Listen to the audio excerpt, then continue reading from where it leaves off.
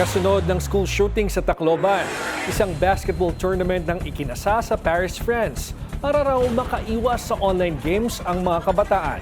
Yan ang Agenda Weekend Report ni Europe correspondent Dick Villanueva.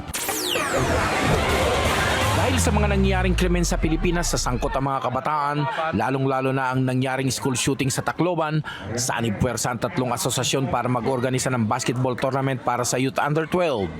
Layunin nitong mailayo ang mga kabataan sa masasamang bisyo at malimitahan ang paglalaro ng hindi kaaya-aya o violenting online games. So itong motive namin is to kaya namin yung mga kabataan para ma-convert yung yung halimbawa yung mga gadgets, instead na maglaro sila ng gadgets, dito namin sila pinofocus sa larong basketball.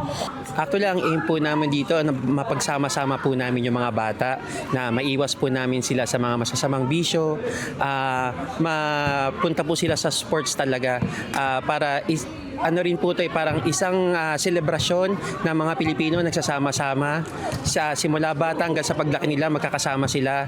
And ayun po, nag-collaborate po kami ng tatlong asosasyon na nandito.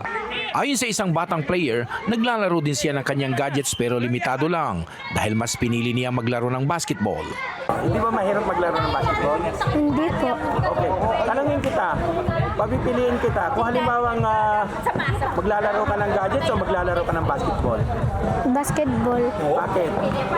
Because gadget is not good for the eye.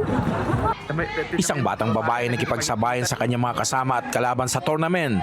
Pangarap din niya na maging professional basketball player. Ano ang pangarap mo paglaki mo?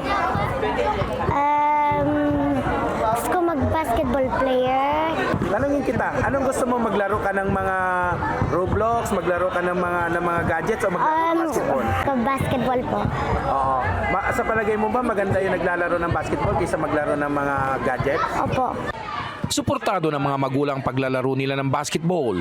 At sa panahon na malaki na ang nagiging impluensya ng online games sa pag-uugali at pag-iisip ng mga kabataan, hinihikayat ang mga magulang na tutukan ng pang-araw-araw na galaw ng kanilang mga anak.